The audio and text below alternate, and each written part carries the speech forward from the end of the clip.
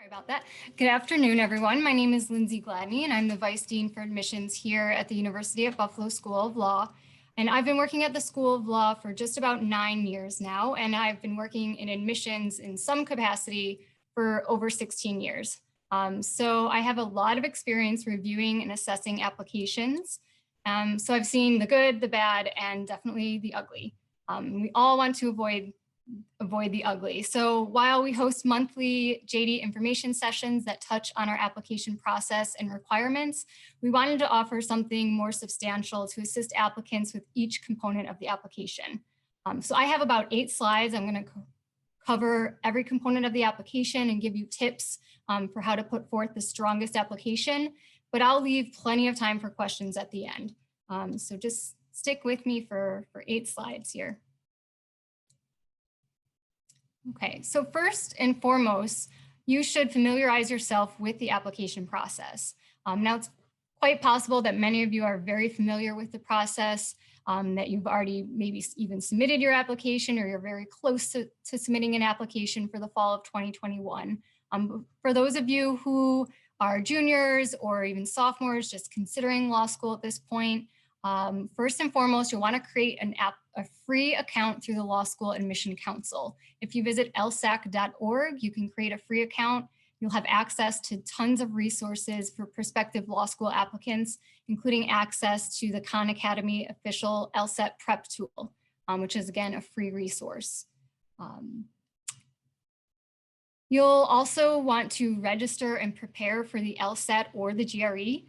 Now, we here at the University at Buffalo School of Law, we accept both tests. We enrolled our first cohort of students who took the GRE in 2019. We enrolled a second cohort of GRE takers this past August, and we are still accepting the GRE.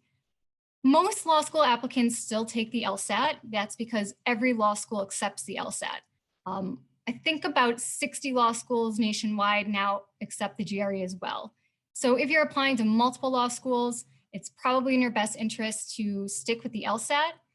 If you're only applying to Buffalo, or if you're considering a dual degree program, you might want to look into the GRE, and I'll give you our contact information at the end of my presentation, but you can always meet with an admissions counselor one-on-one to try to figure out which test is best for you. It might also come down to your skill set and which is a better match for your skill set, so something to keep in mind. LSAC has something called the Credential Assembly Service, which is a required component of the application. So you, in fact, cannot apply for admission without subscribing first to the Credential Assembly Service. And you'll want to register for this service at least 6 to 8 weeks before you plan to apply for admission. The service compiles your academic transcripts. If you've attended multiple undergraduate institutions or even attended graduate school, you want to make sure that you send in a transcript from each institution. And that transcript goes directly to the Law School Admission Council. It does not come here to the University at Buffalo or to the admissions office here at the School of Law. You'll want to make sure they're all sent to the Law School Admission Council, and that will make up part of your CAS report. The other part of your CAS report will be your recommendation letters, and I have an entire slide dedicated to recommendation letters, so I'll get to that in a moment, and your LSAT score and LSAT writing sample. So again, that's a major component of the application. For those of you who attended yesterday's JD information session, you may have heard my colleague talk about 2 components of the application. One is the CAS report, and the other is the application that we write and publish and that we put out there for our applicants to complete. And you'll access all of those applications through your Law School Admission Council account, your LSAC account. One other note I wanted to say about the Credential Assembly Service is that it is not free. LSAC charges a fee of $195 for you to subscribe. And then there are additional fees for every school report that you send out to the schools to which you are applying. And those additional fees are $45. So again, you'll want to log on to lsac.org, familiarize yourself with the CAS process and how to get that started. I think I covered sending in official transcripts. Your recommendation letters, again, make up part of that CAS report. The nice thing for your references is that they will be able to upload those directly to your account. They only need to submit them once. The same goes for your transcripts. So if you are applying to multiple law schools, they don't need to upload those letters multiple times. You're going to have one CAS report, and that's going to go to every law school to which you apply. Again, you're going to access and submit all applications online through your lsac.org account. One tip I wanted to provide is not to put off taking the LSAT writing sample. So it is administered separately from test day if you are taking the LSAT. And you can now access that LSAT writing sample 8 days before your test day. Just keep in mind, if you do put that off, your CAS report will not be released to the law schools to which you're applying until it's complete and processed. And it does take some time to process by the Law School Admission Council. So it's a very important aspect of the application is the writing sample. While it's not scored, the admissions committee will most definitely review that and assess that piece of writing throughout the application review process. So do not put that off. We saw that happen a lot this past application cycle. And now LSAC is allowing you again to access that writing sample early, which is really nice for applicants. Okay, moving on to the beloved personal statement. So the committee is primarily looking for two things when they're looking at your personal statement. They want to learn more about who you are as an individual, and they want to assess your ability to communicate effectively, clearly, and in an organized and concise manner. Writing, and this will probably be brought up on every slide I discuss, is critically important to success in your first year of law school, throughout actually your entire law school experience and in legal practice. So the committee will look very closely at your writing skills in any type of statement you submit, as well as in the writing sample or the GRE analytical writing section if you're taking the GRE. So just something to keep in mind. The focus should definitely be on you and the personal statement. The committee will have access to your transcripts, they'll have access to your recommendation letters and your resume, but this is really your best opportunity to convey who you are, share your life experience, what you'll bring to the classroom, and why you want to pursue a law degree. We do not have an essay prompt, which I think makes the task even more challenging than it already is. Some themes that you might want to consider when writing your personal statement, but by no means are required, are what motivates you, your career ambitions. Perhaps you've had a transformative experience or a personal experience that led you down this path. You also want to perhaps know what impact you think you might have on society post-law school. And just the tip here is to be yourself, make sure you're writing in your own voice, and don't rely too heavily on personal statement samples or templates. I laugh a little bit when I say that because my slide here links you to one of our blog posts, which provides samples and tips as well. But again, you don't want to rely too heavily on those. Make sure it's your own authentic self that you're writing about. Don't use phrases or words that you wouldn't otherwise use in your everyday writing and conversation that typically stands out to the committee when applicants are not being their authentic self. So just another tip. Oh, and one more thing I will caution you against is do not summarize your resume or your transcript when you're writing your personal statement. We're going to have access to that information already, so we don't need it restated. Make sure that you're using that opportunity to just convey a little bit more about you and what you might bring to the table. Pay attention to page limits. We actually don't have a hard and fast rule about page limits, but we recommend your personal statement not be longer than 2.5 pages, double space, 12-point font. And again, it is a sample of your writing, and we want to see that you are able to write concisely. And the committee has a lot to read already, so please keep it to about 2.5 pages max. We do offer applicants the opportunity to submit an optional Why Buffalo statement. That might be a good idea if there's a particular program of ours that you're very interested in, you think that you might be a good fit for. If you're particularly interested in the Western New York or Buffalo community, if you're committed to the area and pursuing employment post-graduation in Buffalo or Western New York, or you just have a commitment to the university. It might be a good idea then to write a Why Buffalo statement. Again, it's optional. I do recommend about 1 page for the statement. Again, you don't need to write another 2.5 pages, and it should be distinct from your personal statement. And the same is true for our diversity or special considerations optional statement. We certainly welcome them. And if you choose to submit one, you want to write about how your background and life experiences will enhance the diversity of the School of Law community. And these are usually based on your culture, race, ethnicity, sexual orientation, gender identity, age, socioeconomic status, or even just personal life experiences that you think make you unique from the next applicant. And again, I can't stress this enough, but this should be very distinct from your personal statement. So the personal statement's required.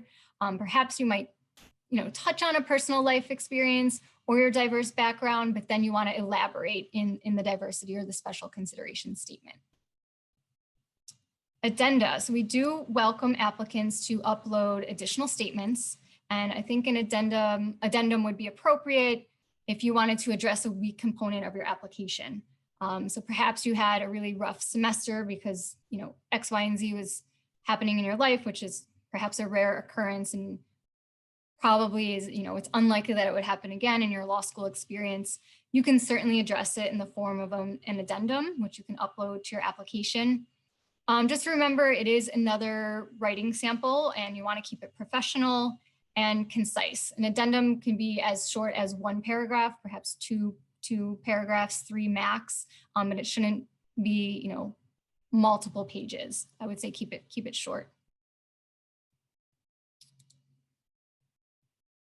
Okay, so next up is the resume. We have no hard and fast rules on format or page length. I think students are often concerned that they need to keep it to 1 page.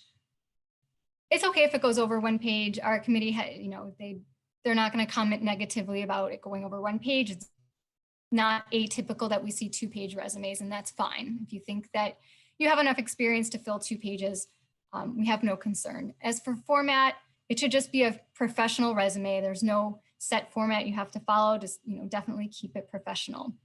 And the committee is really looking for evidence of a strong work ethic, social and professional engagement. And while not required, they're interested in any community service, leadership experience, research experience, extracurricular activities, and of course, professional work experience if you have professional work experience. Your resume should demonstrate how you've contributed to your academic, professional, and social environment, and will help us get to know you better and learn more about your interests and experiences. It also helps to put your undergraduate performance in a greater context. I always tell my students that I meet with that their academic profile, meaning their LSAT or GRE score and their GPA, is really meaningless without a backstory. So your resume, as well as your personal statement, will help convey that backstory to the admissions committee. I also tell applicants not to sell themselves short. Make sure you're including all that part-time work experience, even if it has nothing to do with legal practice. It shows your ability to multitask, especially if you were pursuing that part-time work while you were a full-time student, while you were engaged on campus and holding, student leadership positions. So include everything. The only thing I caution applicants against including on the resume is experiences from high school. We really don't need to see anything from your high school years. Definitely keep it to your college years. If you've been out in the workforce, include anything on there that you would include on your standard professional resume.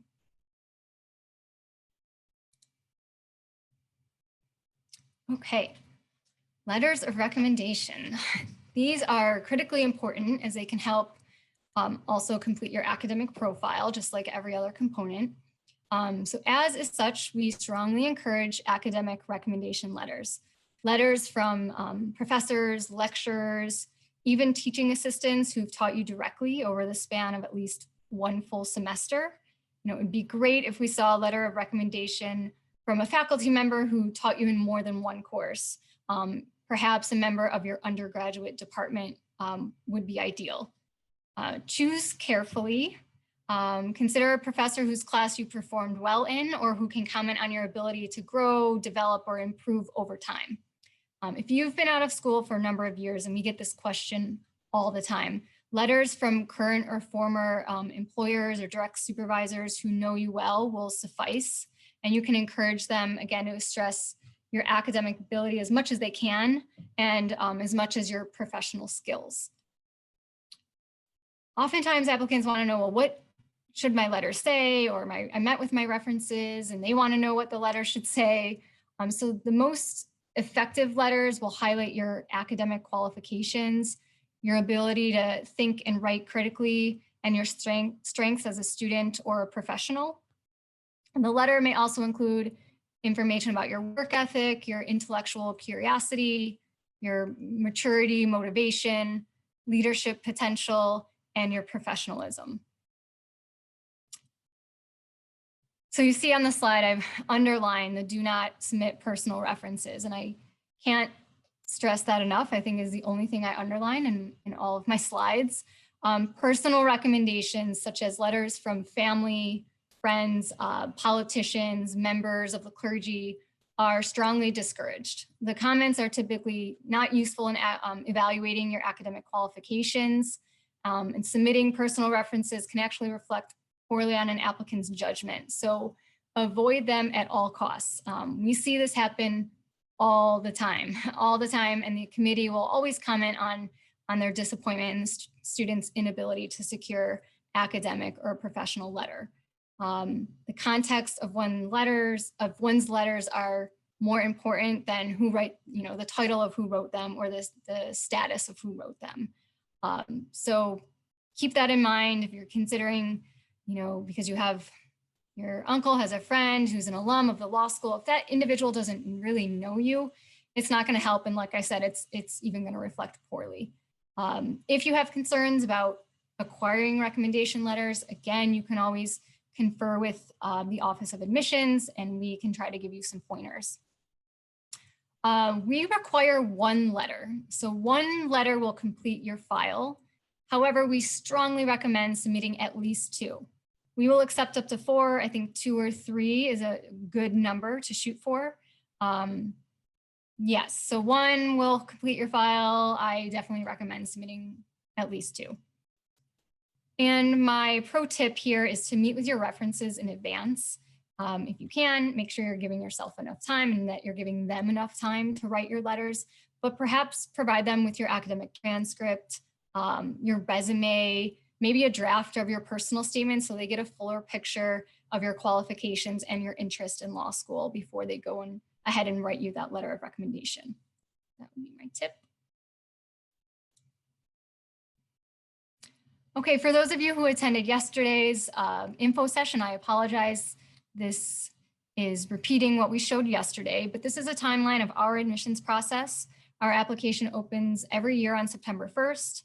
File review begins in November with our early decision candidates who have a deadline of November 15th, after which the admissions committee will begin reviewing and decisioning completed files on a rolling basis.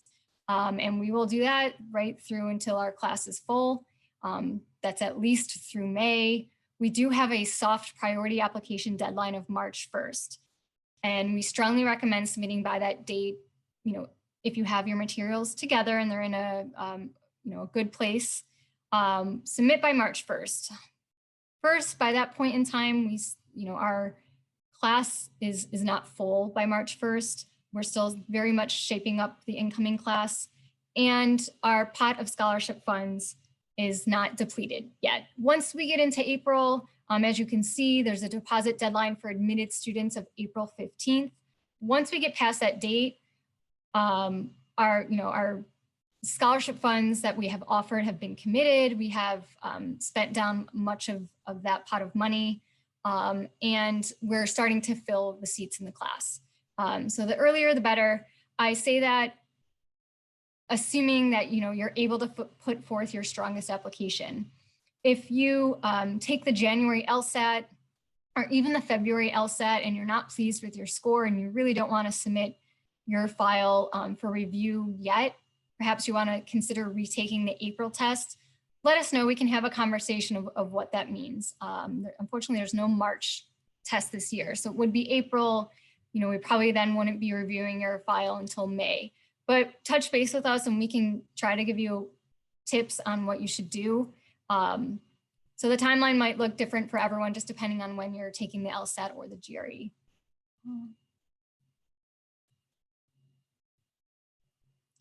Okay, so I have some key takeaways. Again, verify application deadlines and establish a personal timeline. Take every component of the application seriously. I can't stress that enough. There's no one component that will determine your decision. Make sure you're proofreading everything. Proofread your resume, proofread your personal statement, any addenda that you might upload. If you're submitting additional statements like the Why Buffalo or a diversity statement, make sure you proofread. Have a friend proofread for you. You might not be catching your own mistakes. I know that happens with me all the time. And when in doubt, ask admissions. You know, we're here for you. We're happy to, you know, set up an appointment. We're doing Zoom appointments and phone appointments now. That's not an issue. And we can try to give you pointers. You know, while we can't, you know, sit down with you and provide direct feedback for that personal statement, we can try to get you going in the right direction. And I'll just close with saying there's no perfect equation to admission. The committee uses a holistic review process that considers each component of the application. So we're looking at the non-numerical components just as closely as we're looking at the numerical components. And again, like I said earlier, applicants, their numbers mean nothing without a backstory. So don't put all your eggs in one basket. If you took the LSAT and you scored a perfect 180, you still need to make sure you're completing the application as best as you can. We still want to make sure that you're successful in the classroom. And the rest of the application will allow you to convey those points to the admissions committee. Okay. So these are ways that you can get in touch with us, Zoom and phone appointments. We will be attending the final fall LSAC Digital Law School Forum on Saturday, December 12th from 3 to 7. You must have an lsac.org account to register. The nice thing about LSAC is that throughout the forum, they'll have live workshops, a resource center. They have pre-law advisors on hand to answer questions. They have an LSAC info booth if you're very confused about transcripts or the CAS report or how to have your recommenders upload letters. You can ask them all those questions. There's also a financial aid booth during the forum and a diversity booth as well. So you're already here participating in our virtual events, so I won't spend too much time on that, but any additional webinars we might host will certainly advertise on our website. You can also connect with our student ambassadors and take a virtual tour by visiting our Flow page. I believe that link will be shared with you if it hasn't been already in the chat. So yeah, be in touch.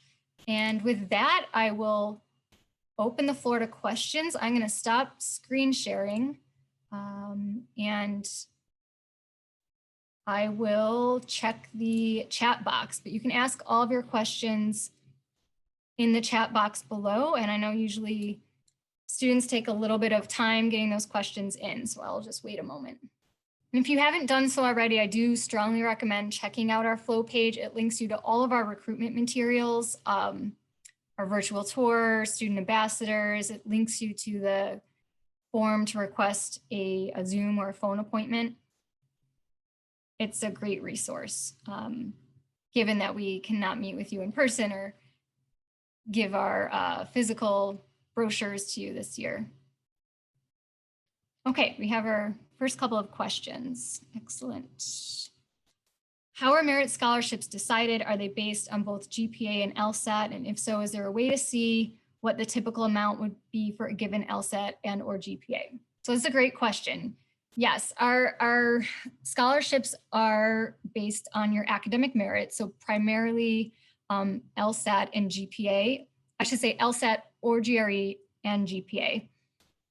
With that said, there are other components that could play a factor, such as your resume. So if you have professional work experience, the committee will certainly consider that. If you have research experience at the undergraduate level, that would play a factor as well.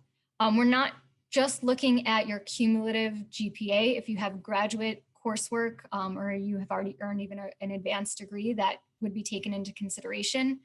And then we're also looking at the strength of your undergraduate major. We're looking at trends in your grades, all of those things play a factor. So, you know, if you're not pleased with your overall GPA, but you really had an upward trend the last 2 years of your undergraduate experience, you're not going to be, you know, disqualified from merit scholarship.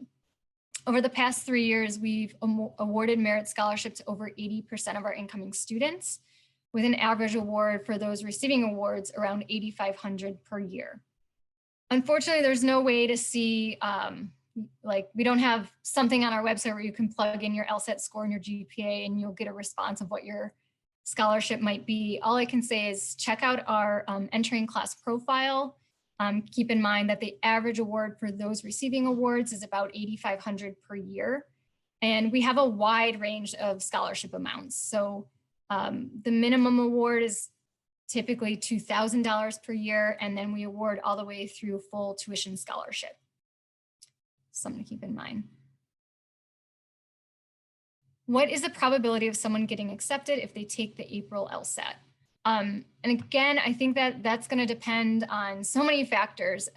First and foremost, it's going to depend on what your application looks like. So all the components I just went over. April, I don't have the exact date in my head for when that test is taking place, but your score should be reported within about 3 weeks from your test date. So your application in that case will probably go into review with the admissions committee at some point in April. Let's just say it's mid-April when your application is reviewed for a decision. I'm sorry, mid-May. Let's say it's mid-May when your application is reviewed for a decision. In my time here, and again, I'll be hitting 9 years in January that I've worked in this office at the law school, in the admissions office. We've never had a full class in May. It's typically the time of year when we are starting to go to the wait list, but the class is probably more than half full right when we hit that April 15th tuition deposit deadline. You know, that could look different this year. We can, perhaps this year is going to be an outlier and we're going to have fewer people accept our offer of admission, or we'll have a higher yield come April 15th. But we know that those numbers are going to fluctuate throughout the summer months. So we'll have people commit to us, but they might be committing to multiple law schools. So there's going to be changes. So I'm sorry, this is a very long-winded response to your question. I think you're getting at the fact that it's a little bit late to be applying with the April LSAT. And while I would agree with that, it is a little bit late in the cycle. We're still going to be admitting students in the months of May and June. This past summer, we accepted, well, everything was delayed this past year. So that was an anomaly due to COVID. So that's a really bad example. But the year before, we did accept the June LSAT and we admitted students who took the June LSAT. It is always in your best interest to apply early, but if April is when you think you're going to be ready to take the LSAT, certainly you'll still have a chance. Okay, sorry, that was long-winded. Someone wrote, I think I plan to write an addendum about my low GPA in my first semester of college. How should I frame my addendum so I don't look like I'm making excuses? I always say, like I said earlier when I spoke about addenda, is to keep it concise and clear. So if you don't want to sound like you're making excuses, don't, I guess, go on and on and on. State exactly what happened. If it was your first semester of college, you weren't used to being away from home, or you weren't focused, it just took you a semester to really get into the groove, you can just clearly state that. And the committee is going to see what happened after that point on your transcript. So they're going to be like, oh, you know, he or she was, you know, what they're conveying in this addendum is correct. You know, they floundered in this first semester or maybe the first year, then they buckled down, got it together, and then there's this nice upward trend in their grades. So I would just say keep it short and concise and just address the issue at head on, and you don't need to kind of go on and on and on about it. To submit an academic addendum, which attachment option should I choose? Special considerations or character profile? You can upload it to special considerations. That's what I would do. I think that makes the most sense. Either way, it's going to come through to us, and it's just going to look like a PDF file. So we won't, when our committee readers get to your application, they're not going to know which one you selected to upload it, if that helps. But I would choose the special considerations option. Would you recommend an addendum if it is COVID related, or is it already under considerations that learning conditions have been different the past 2 semesters? Yes, so we are very aware of the fact that the traditional kind of education delivery has been interrupted since March, whatever date it was, 13th or whatever, and that the delivery of education continues to be different. We also are very aware of the fact that if someone graduated in May of 2020, they entered the workforce in a very different environment than typical graduates, and it might have been a lot more difficult to secure things like work. Even if you're a student, it was probably more difficult to secure an internship. So all of that will be taken into consideration. Here at UB, we had, for our law students in the spring, we had mandatory pass-fail grading. I understand that was the case at many institutions as well. So the committee is already prepared to see transcripts with a lot of pass grades for this spring of 2020. And we understand that it's completely out of the applicant's control. So that will certainly be taken into consideration. If you had a unique experience as a result of COVID that you think impacted your ability to, excel in the classroom or even secure a job or an internship, then it might make sense to, upload an addendum addressing that. Okay, so can I submit a letter of recommendation from my manager at my part-time job along with recommendations from professors? Yes, absolutely. So I always tell applicants if they are submitting 3 letters, I would do 2 academic, 1 non-academic. But yeah, if you've held a position, a job for quite some time and you've built a rapport with your supervisor and you think that they would put forth a strong recommendation letter, absolutely, I would do that. Yes. Oh, here's another question. I will be graduating this upcoming December, but I'm applying before my graduation date with my current transcript. Should I send in an updated transcript after my graduation? Yes, I would. So this upcoming December, I'm not sure if you mean like next month or the following month, but I would do that, especially if you do really well in your final semester and it shows, improvement or even brings your cumulative GPA up a little bit. I would send an updated transcript in. Now, if you're applying early decision, and I'm not sure if that's the case for you, but if you are applying early decision, we will definitely render a decision by December 15th, if that's the case, in which case you don't really need to send in an updated transcript unless you were to be placed on a wait list, then that might help. I did not touch on the waitlist process in detail, but we do administer a waitlist very early on in the application cycle here.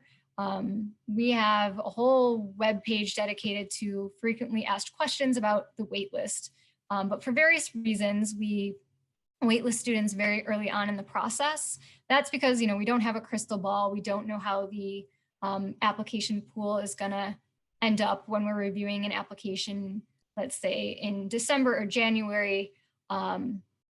We do tend to rely on, statistics over the past few years, but we do administer a wait list. And if you do end up on a wait list, then it's it's not a no, first and foremost, but it will give you an opportunity to send in additional documents. So let's say you finished another semester of school and your grades improved, we would strongly recommend at that point submitting an updated transcript. At that point, you could submit request an additional recommendation letter from someone. Also, if you end up on a wait list, we'd be happy to chat with you. Some years we do ask waitlisted candidates to just hold off on meeting with us until April, just to allow us to get through the rest of our applications. But we will, even if you have to wait a little bit, we'll meet with you and we'll give you some pointers. Okay, we have another question. If I have had the same summer job for a few years, is it looked down upon if my letters are only professors or undergrad faculty?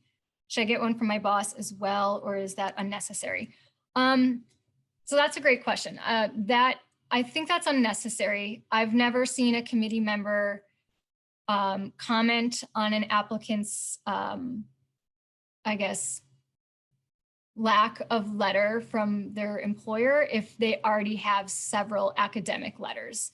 The committee definitely wants to see academic letters of recommendation. So if you already have 2 or 3 of those, or if you have a letter from an advisor of a student organization and you served on the e-board of that student org, that's perfectly fine. We wouldn't really bat an eye at why someone didn't submit a letter from their employer if we have those academic letters. You're welcome to do so, but I wouldn't be concerned about not acquiring one if you haven't. Don't see any other questions right now, but I will wait a couple moments. I'm happy to take additional questions. So we sent you our blog link. There's a lot of useful tips on our blog. We also have posts from current students if you want to learn about what they're doing here at the law school, some faculty posts as well. And we sent you our class profile, so definitely take a look at that. I wouldn't be too focused on those medians, the LSAT or the LSAT GRE or the GPA medians. Do look at the range of scores that we enrolled. That'll give you a better idea of the type of student that we look for. Okay, I'm gonna wait one more minute just to see if you have, one new message. If you've been out of school for about a decade, how much weight is in the GPA? That is a great question. So we don't have a formula that we use when we are considering GPAs or LSATs. But I will say if you've been out of school for a number of years, let's say over 10 years, I think the committee is going to place less weight on your grades as an undergraduate student than they would for someone who just graduated or is in their senior year of undergrad.